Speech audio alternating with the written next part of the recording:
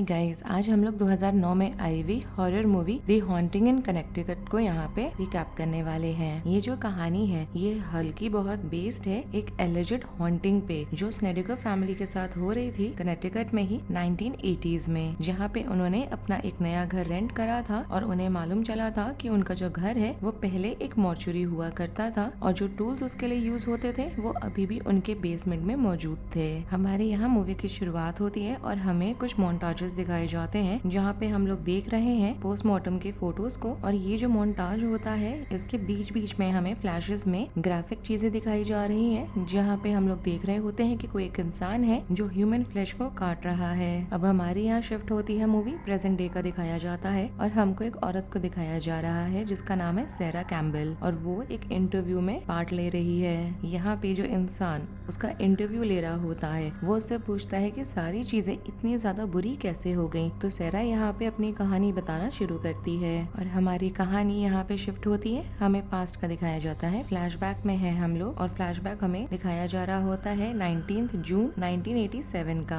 हम लोग यहाँ सैरा को देख रहे हैं, वो गाड़ी ड्राइव कर रही है और उसके साथ उसका बेटा है जिसका नाम है मैट। मगर मैट यहाँ पे बहुत ही ज्यादा बीमार है। वो लोग वापस अपने घर आ रहे होते हैं उसके हॉस्पिटल विजिट के बाद। रास्ते भर सैरा यहाँ पे अपने बेटे को हौसला दे रही होती है कि उसका जो कैंसर वाला ट्रीटमेंट है वो उस पे जरूर काम करेगा। मगर मैट की यहाँ पे तबीयत बहुत ज्यादा खराब होती है और इतना लंबा ड्राइव होता है जिसकी वजह से उसकी बॉडी पे सारी चीजें टोल लेने लग जाती हैं। फाइनली ये लोग घर पहुंच जाते हैं तो सैरा यहाँ पे अपने हस्बैंड को बताती है जिसका नाम होता है पीटर। उसको मैट के बारे में बताती है कि पूरे रास्ते मैट को वॉमिटिंग होती रही है। साथ ही साथ वो ये बताती है कि हर बार जब वो लोग हॉस्पिटल विजिट के लिए जाते हैं तो वो ही नहीं बल्कि मैट और ज्यादा एग्जॉस्टेड हो जाता है क्योंकि वो बहुत ज्यादा वीक है और जो हॉस्पिटल है वो उनके घर से 8 घंटे की दूरी पे है। इन्हीं सब चीजों की वजह से सैरा यहाँ पे अपने हस्बैंड पीटर को बोल रही होती है कि उन्हें उनके हॉस्पिटल के पास शिफ्ट होने की जरूरत है, उन्हें शहर बदल के उस हॉस्पिटल वाले शहर में शिफ्ट होना पड़ेगा। पीटर ये सुनता तो है, थोड़ा सा उसको देख के लग रहा है हेजिटेट कर रहा है क्योंकि उनकी जो फाइनेंशियल कंडीशन है वो कुछ ज्यादा अच्छी है नहीं अभी,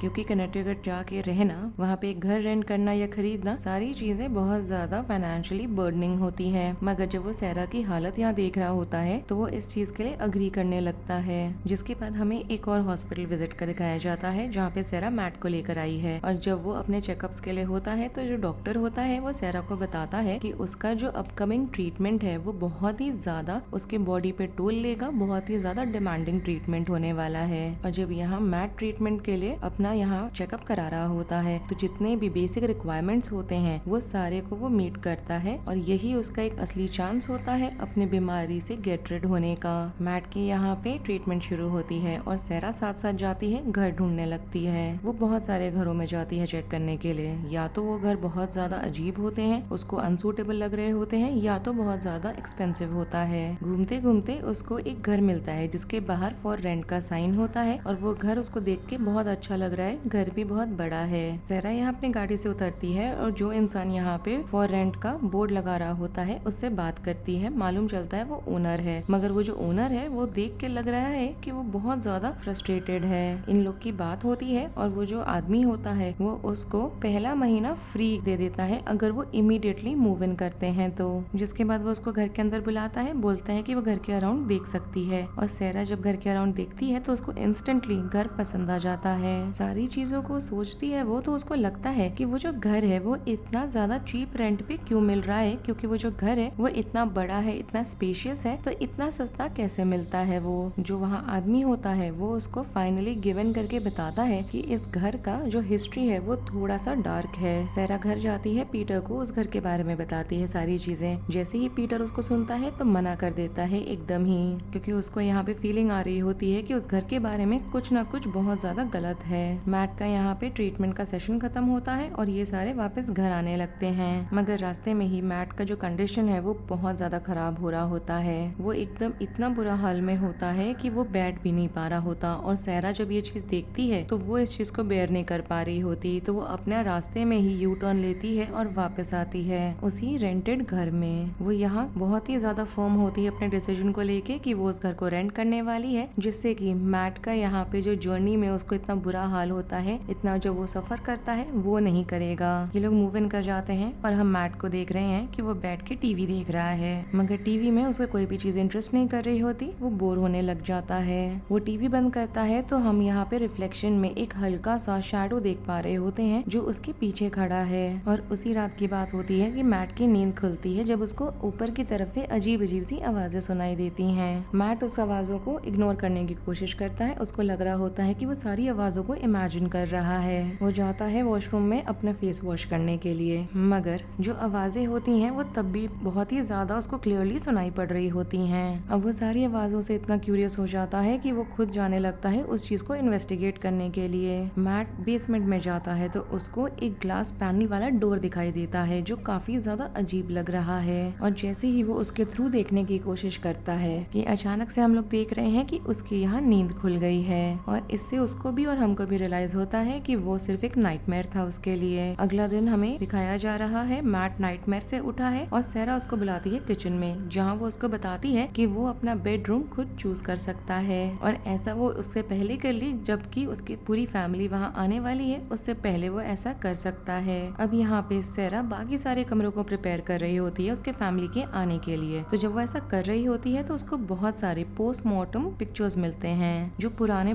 फर्नीचर्स होते हैं उसके अंदर उन्हें रखा हुआ होता है। मोस्ट लाइकली छुपा के रखा है या ऐसे ही रखा है वो अभी क्लियर नहीं है। वो उन सारे पिक्चर्स को देख के इतना ज्यादा डर जाती है, उसको बहुत अजीब लगता है कि उसको वो सारे के सारे फोटोज वो उठा के जाके कूड़े में फेंक देती है। हम यहाँ तब तक मैट को देख रहे हैं, वो पूरा घर एक्सप्लोर कर रहा होता है और फाइनली वो चूज करता है कि वो अपने बेडरूम के लिए बेसमेंट को चूज करेगा। और जब सैरा आके उससे पूछती है कि क्या उसने अपने लिए एक रूम चूज करा तो मैट यहाँ पे बहुत ही वेग तरीके से रिस्पॉन्स देता है अपने मेडिकेशंस को ब्लेम करते हुए। यहाँ पे वो एक तरीके से रैम्बल कर रहा होता है, जिसके बाद वो इंडिकेट करता है बेसमेंट की तरफ। यहाँ पे थोड़ा सा क्वेश्चनेबल लुक दे रही होती है सैरा उसको कि वो बेसमेंट को क्यों चूज कर रहा है। तो मैट यहाँ बोलता है कि उसका रीजन बहुत ही सिंपल सा है कि बेसमेंट में खुद का उसका एक बाथरूम होगा, तो जब उसको अपने मेडिकेशंस और इलनेस की वजह से वॉमिटिंग होगी तो कोई और वो नहीं सुन पाएगा। जब ये लोग नीचे ही होते हैं तो मैट यहाँ पे नोटिस करता है सेम ग्लास डोर को जो उसने अपने नाइटमेयर में देखा था, और वो जो ग्लास डोर है वो दूसरे कमरे को लीड कर रहा होता है। वो उसे खोलने की भी कोशिश करता है मगर वो जो दरवाजा है वो लॉक्ड होता है।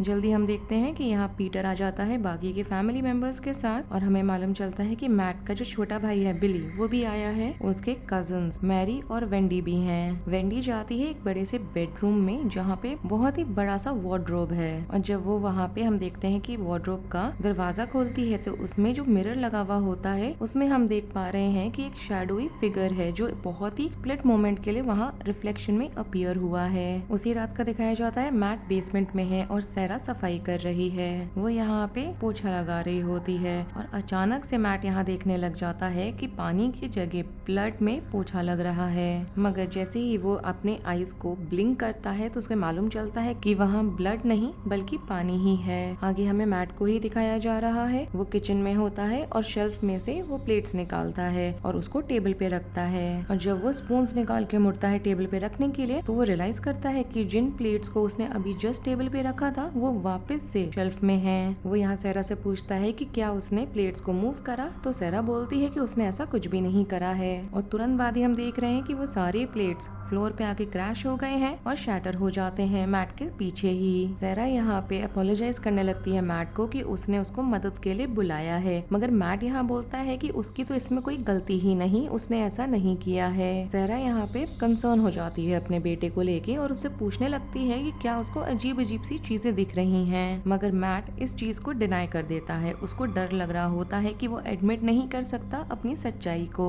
क्योंकि उसको डर होता है कि अगर उसने इस चीज को एडमिट करा तो जो डॉक्टर्स हैं वो हेलुसिनेशंस के बेसिस पे उसको आगे ट्रीटमेंट लेने के लिए डिस्क्वालीफाई कर देंगे। रात में मैट सो रहा होता है अपने बेसमेंट कम बेडरूम में, तो उसको उस ग्लास दरवाजे के पीछे से अजीब अजीब सी आवाजें आती हैं और इस बार उसको एक आदमी दिखाई दे रहा है जिसका बियर्ड है और एक छोटा सा बच्चा है जो पीछे के साइड है उस दरवाजे के। हम यहाँ उस आदमी को देख पा रहे हैं कि वो एक डेड बॉडी पे सिंबल्स को कार्व कर रहा है और वो जो छोटा बच्चा है वो खड़े होके इस चीज को होते हुए शांति शांति से देख रहा होता है, जिसके बाद वही आदमी उस डेड बॉडी के आईलिड्स को सिजर्स से कट कर देता है। अचानक से मैट की नींद खुलती है। यहाँ पे अभी भी वो बहुत ज्यादा जो चीज उसने देखी है उससे वो शेकन है और वो धीरे धीरे करके उस ग्लास डोर को अप्रोच करता है। जैसे ही दरवाजे को खोलने के लिए वो हैंडल को टच करता है तो उसका हाथ जल जाता है और उसके पूरे हाथ में बर्न मार्क आ गया होता है उसके पाम एरिया में। दिन बीतते हैं, मैट अभी भी जो आवाजें वो सुन रहा है, शैडोज जो देख रहा है, नाइटमेयर्स जो आ रहे हैं और हेलुसिनेशंस जो सफर कर रहा है, वो उन सारी चीजों को वो छुपा रहा होता है। और ऐसा होने की वजह से जो डॉक्टर्स होते हैं उसको सेकंड स्टेज ट्रीटमेंट के लिए अप्रूव कर देते हैं। ये लोग हॉस्पिटल से वापस आते हैं। सैरा वॉक करके फ्रंट डोर तक मैट को लेकर आती है, जिसके बाद वो उसको वहीं पे बैठा के छोड़ के जाती है चाबी लाने के लिए। मैट यहाँ पे पिलर के अगेंस्ट लीन किया हुआ होता है कि अचानक से वो जो पिलर है वो देख के लग रहा है कि वो सॉफ्ट हो गया है और उसका जो हाथ है उसके थ्रू चला जाता है। जब वो यहाँ पे अपनी माँ को आवाज देता है तो वो जो पिलर होता है वो इंस्टेंटली फिर से नॉर्मल ही दिख रहा है। उसी दिन हमें आगे रात का दिखाया जा रहा है। मैट को सुनाई पड़ता है कि वो जो ग्लास डोर है वो खुल गया है, तो मैट धीरे धीरे उठता है और उस कमरे की तरफ जाने लगता है। और अगला दिन उसका जो भाई है बिली, वो आता है मैट को चेक करने के लिए, तो उसको दिखाई देता है कि मैट उसी कमरे के अंदर है जो अब तक लॉक था। मैट यहाँ पे बिली को उठा के एग्जामिनेशन टेबल पे लेटा देता है और उस टेबल को वो बहुत ही ज्यादा वायलेंट तरीके से स्पिन कर रहा होता है। मतलब स्टार्टिंग में तो प्लेफुली कर रहा होता है, मगर ऐसा करते करते जैसे जैसे वो स्पिन कर रहा होता है तो उसको विजन आने लगता है एक खाली पड़े हुए कॉफिन का जिसमें सैंड बैग्स भरे हुए हैं। धीरे धीरे जो टेबल होता है वो और ज्यादा फास्ट स्पिन कर रहा होता है। वो अचानक से मैट इस चीज से स्नैप आउट भी कर जाता है, इसके पहले कि कोई वो डैमेज दे पाए बिली को। कुछ ही टाइम बीतता है, पीटर आता है नीचे और वो बहुत ज्यादा हॉरिफाइड है देख के कि वहाँ पे सर्जिकल टूल्स पड़े हुए हैं। और इस चीज को देख के उसको रियलाइज हो जाता है कि एक टाइम पे ये जो घर था ये मॉर्चुरी था, मतलब फ्यूनरल होम था।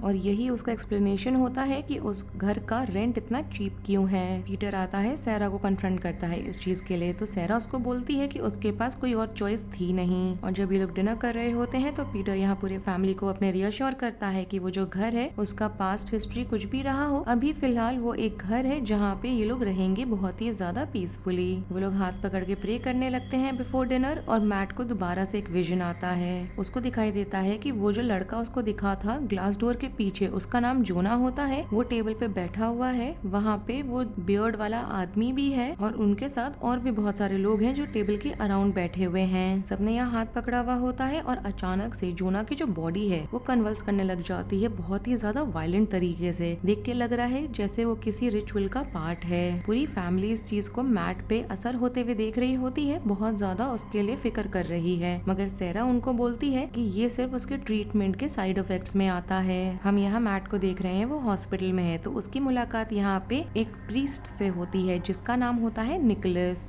निकोलस को वो सारे अपने जो भी हैलुसिनेशंस हैं, वॉइसेस हैं, सबके बारे में जो उसका एक्सपीरियंस है उसके बारे में कन्फाइड करके वो उसको बताता है, स्पेशली विजन्स को लेके। तो निकोलस उसको यहाँ एडवाइस करता है कि वो इस बारे में चुप रहे और अपना फोन नंबर वो उसको दे देता है। तब तक हम लोग घर का देख रहे हैं। मैरी यहाँ पे अपने डॉल्स के साथ खेल रही है और उसको नहीं पता चलता है कि उसके पास में ही सिंबल से कवर्ड एक हाथ अपीयर हुआ है। उसके बाद जब ये लोग यहाँ पे हाइड एंड सीक खेल रहे होते हैं तो मैट को जोना दिखाई देता है कि उसको ड्रैग करके ऑटोप्सी वाले रूम में लेके जाया जा रहा है। धीरे धीरे उसके अराउंड सारे डेड बॉडीज जिसमें सिंबल्स बने हुए कार्व्ड हुए होते हैं वो उसके अराउंड उसको दिखाई दे रहे हैं, जब तक कि उसकी फैमिली उसको स्नैप करके रियलिटी में नहीं ले आती। मैट यहाँ आगे चल के निकोलस से विजन्स के बारे में दोबारा बात करता है और निकोलस उसको बताता है कि उसको यहाँ जानने की जरूरत है और कोशिश करनी चाहिए कि वो जो स्पिरिट्स उसको दिख रहे हैं विजन में वो उससे क्या बोलना चाहते हैं। उसी रात की बात होती है, एक जला हुआ इंसान फिगर उसके सामने अपीयर होता है और उसी के बाद उसकी फैमिली को, सैरा को मैट मिलता है जो क्लॉ मार्क्स बना रहा होता है वॉल में। और जो डॉक्टर्स होते हैं वो यहाँ क्लैरिफाई करते हैं कि उसका जो बिहेवियर है वो उसकी इलनेस से रिलेटेड बिल्कुल भी नहीं है।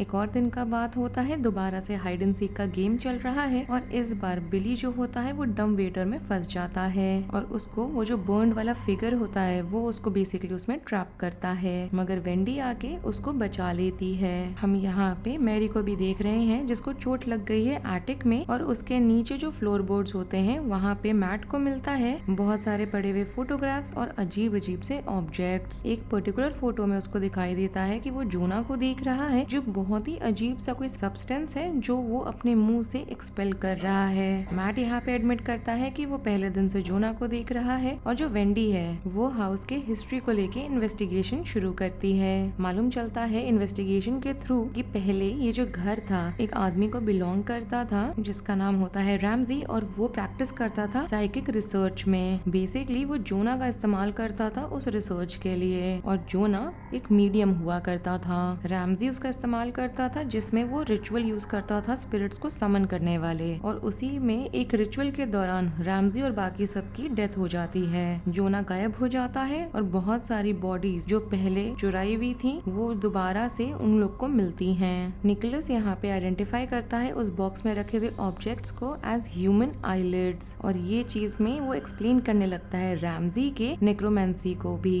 जिसके बाद जब ये लोग प्रे कर रहे होते हैं तो मैट यहाँ पे जो फाइनल समनिंग था उसको वो दोबारा से देख पा रहा होता है, जहाँ पे जो एक्टोप्लाज्म था वो उसमें आग लग गई थी जिसकी वजह से सबकी मौत हुई है। सैरा घर आती है, सारी चीजों को होते हुए देखती है, पैनिक कर जाती है और निकोलस को जबरदस्ती उसके घर से जाने को बोलती है। उसके जाने के बाद पूरे घर में बहुत ही ज्यादा अजीब चीजें होने लगती हैं। सुपरनैचुरल बिहेवियर एक्टिविटीज बहुत ही ज्यादा केओस मचा रही होती हैं, जब तक कि निकोलस को सैरा वापस नहीं बुलाती। निकोलस को यहाँ मिलता है कि जोना की डेथ हुई थी जब वो फर्नेस में फंस गया था। जिसके बाद बचा हुआ जो जोना का रिमेन्स था उसको वो रिट्रीव करता है और वहाँ से चला जाता है, और ऐसा करने की वजह से कुछ समय के लिए जो पूरा घर है वो शांत हो जाता है। मगर आगे कुछ दिनों के बाद, कुछ समय के बाद हम देख रहे हैं कि मैट मिला है जिसकी पूरी बॉडी कवर हुई हुई है कार्व्ड सिंबल से। यहाँ पे निकोलस रियलाइज करता है कि जोना उन्हें प्रोटेक्ट करने की कोशिश कर रहा था, और इसी वजह से वो उस फैमिली को कॉल लगाता है उन्हें वार्न करने के लिए। मगर देख के लग रहा है कि उनके लिए बहुत देर हो चुकी है। हम यहाँ इंसिडेंट होते हुए देख पा रहे हैं जहाँ पे वेंडी घर से बाहर आती है लॉन्ड्री को कलेक्ट करने के लिए, और उसको दिखाई देता है कि मैट उसको अप्रोच कर रहा है और उसके हाथ में उसने एक एक्स को पकड़ा हुआ है, और उसके फेस में जो एक्सप्रेशन है वो बहुत ही ज्यादा स्ट्रेंज है। डर के मारे वो वापस अंदर भागती है, डोर को लॉक करती है, मगर मैट के हाथ में जो एक्स होता है वो उसका इस्तेमाल करता है उस डोर को तोड़ने के लिए। वो उसको दौड़ाने लगता है और जो उसके पीछे वॉल होती है उस पे वो एक्स से स्ट्राइक करता है। जैसे ही वो ऐसा करता है तो वॉल कोलैप्स होता है और उसको दिखाई देता है कि वॉल्स के विद इन कॉर्पसेस को एम्बेडेड किया हुआ है। जिसके बाद यहाँ पे मैट डिसाइड करता है कि जितने भी कॉर्पसेस, डेड बॉडीज उसको वॉल्स में से निकली हुई मिली हैं, सबको एक तो वो निकालेगा, कलेक्ट करेगा और उसके ऊपर वो फॉर्मेल्डिहाइड को पोर करता है पूरे वॉल्स पे, बॉडीज पे, जिसके बाद वो उसमें आग लगा देता है। मैट यहाँ रियलाइज करता है कि वो खुद भी मरने वाला है, तो वो अपने नीज पे जाके गिरता है और चिल्लाता है। पीटर को जब सुनाई पड़ता है अपने बेटे के चिल्लाने की आवाजें तो वो अंदर जाने की कोशिश करता है, मगर वहाँ पे जो पुलिस, फायर ऑफिशियल्स होते हैं वो उसको पकड़ के रखते हैं। सैरा यहाँ पे घर के साइड वाले एंट्रेंस से स्नीक इन करती है और उसको मैट दिखाई देता है जो फ्लोर पे बेहोश पड़ा हुआ है। वो उसको किस तरह से वहाँ से ड्रैग करके बाहर निकालती है और उसको उठाने की कोशिश करने लगती है। अब यहाँ पे मैट का जो सिचुएशन है वो लाइफ और डेथ के बीच में लटक रहा है। तभी उसको खुद का विजन दिखाई देता है कि वो ग्रेवयार्ड में है, जहाँ पे उसके सामने जोना अपीयर हुआ है, और जोना इस बार जला हुआ नहीं है। अचानक से मैट ठीक हो जाता है, रिकवर करने लगता है, और हम लोग देख रहे हैं कि निकोलस को दिखाई दे रहा है जोना का स्पिरिट जो फाइनली मैट की बॉडी को छोड़ के जा रहा है, और हम उसके पूरे फैमिली को उसके अराउंड गैदर होते हुए देख पा रहे हैं। वापस हमारी मूवी स्टार्टिंग में जो हमें इंटरव्यू दिखाई जा रही थी वहाँ पर आती है, और यहाँ पे सैरा बताती है कि इस इंसिडेंट के बाद से मैट का जो कैंसर था वो पूरी तरीके से गायब हो गया, और अब वो जिंदा भी है और बिल्कुल फिट एंड फाइन है। और इसके साथ ही ये मूवी यहीं पे खत्म होती है। अगर आपको ये रिकैप पसंद आया हो then do like the video, subscribe to my channel, share it with your friends and don't forget to follow me on Instagram. Link आपको नीचे डिस्क्रिप्शन बॉक्स में मिल जाएगा। Thanks for watching, bye.